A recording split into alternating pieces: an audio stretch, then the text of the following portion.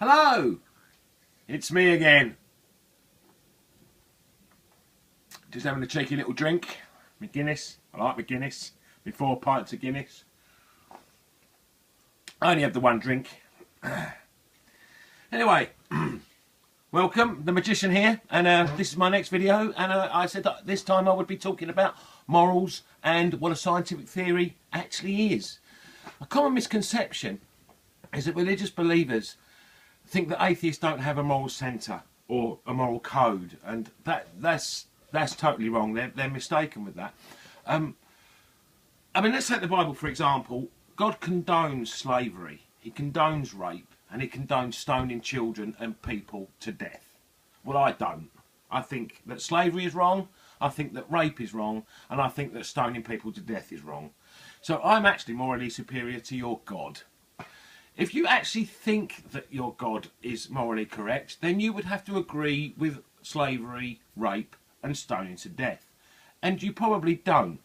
No normal person would. So therefore, you didn't get your morals from a book. You would have already had to have a moral code in order to determine whether those things were good or bad. And you've probably determined that they're bad. Therefore, you don't get your moral code from a book. Alright? Morals are morals throughout the world. If we see someone sick or in need, we'll help them. It doesn't matter if you're religious or not. It's just intrinsic. It's just what you do. And it just annoys me that people think they get their morals from a book and they don't. Another little drink. I mean, in many scientific studies, it's been found that animals have morals.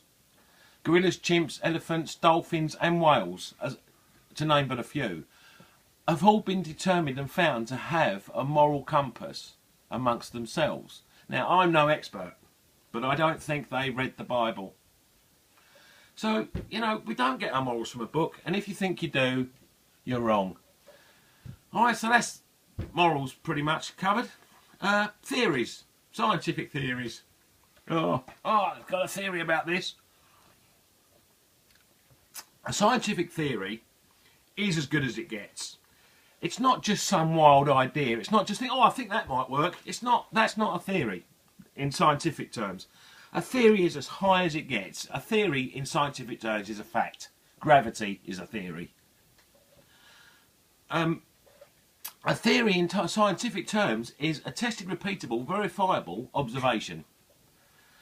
To be a theory, it must be testable by anyone. So let's take the theory of gravity, for example. If you hold something in front of you, something that's not fragile or breakable, a cushion or something, and let go, it will fall to the ground. Every single time you do it. And by anybody that does it. It doesn't matter who you are, it doesn't matter what your beliefs are, your beliefs will not stop that cushion hitting the ground.